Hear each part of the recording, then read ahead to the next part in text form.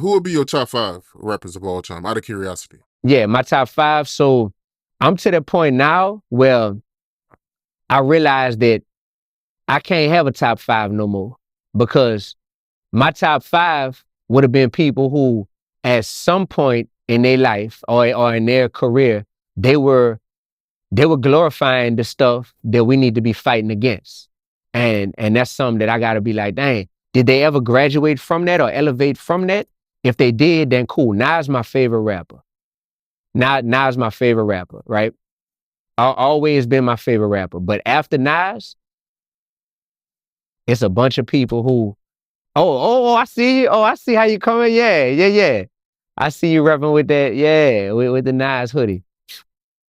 Outside of Nas, I was definitely infatuated with the ignorance, in music, and very much in love with the music and ignoring the message and putting people on a pedestal that they didn't deserve. So I'll say that much, yo. I'll say that much. I can't have a top 5 no more. I gotta have a whole new top 5. I could put Nas there.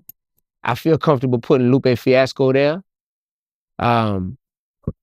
Outside of them, the other names that I would have normally named, it would definitely make me feel conflicted in my spirit to say that, and that's real. Like I would have normally named a bunch of other rappers who was like, man, they was on a type of time that it might have had some light and some positivity sprinkled in it, but if we honest about it, what the actual music represented for the most part was very much destructive and negative. So tough, bro. Tough. And that's because I grew up listening to the Hot Boys, dog.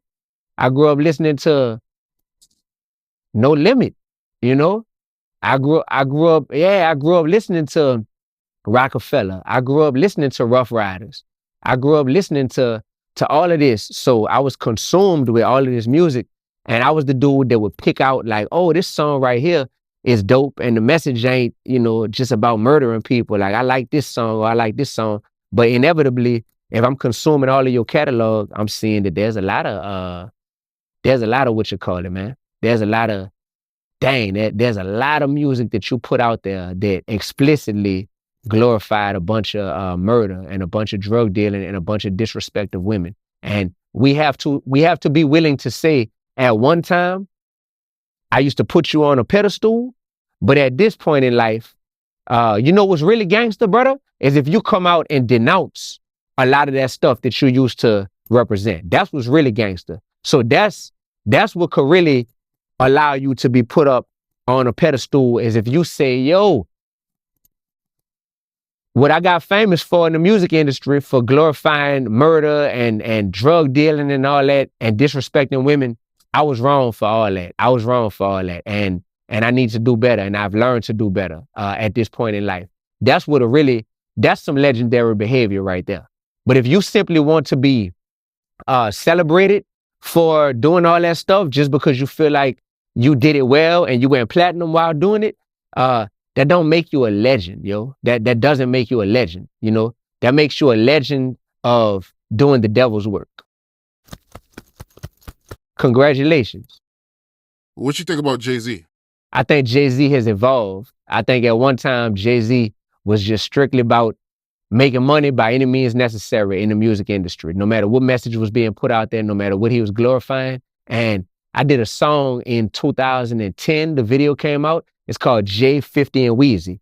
And it's a song where I was addressing Jay-Z, 50 Cent, and Lil Wayne. I was saying, man, y'all got so much power and so much influence in our community. I really wish that y'all brothers did better and was more conscious of the type of message you're putting in your music. And here we are 14 years later, and we can say that Jay-Z has evolved in terms of the type of music that he makes. But I also still think that if he's shown that he can evolve, then he can even go further than where he's gone now, So that's because watch this. That's a good question, bro.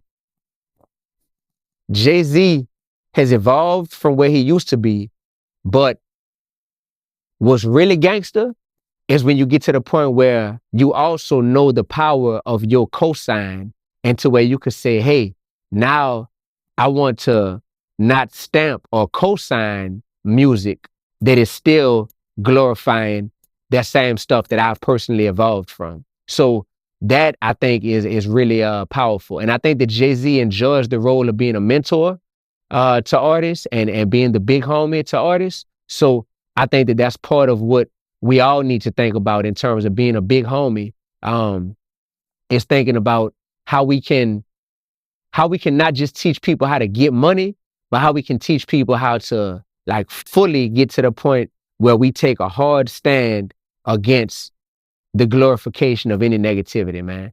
And people not ready to be that type of big homie for the most part in hip hop.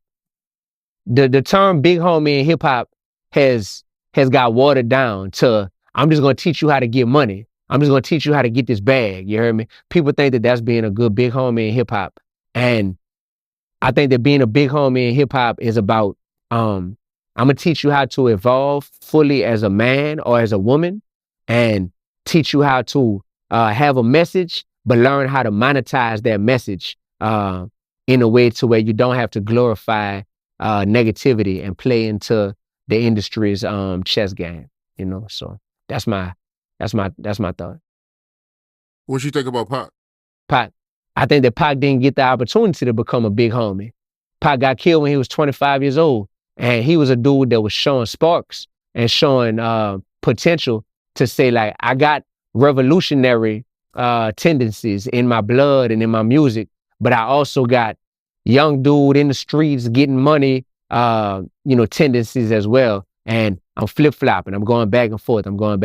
So I think Pac got killed before he could fully evolve. So yeah, that's unfortunate. Yeah.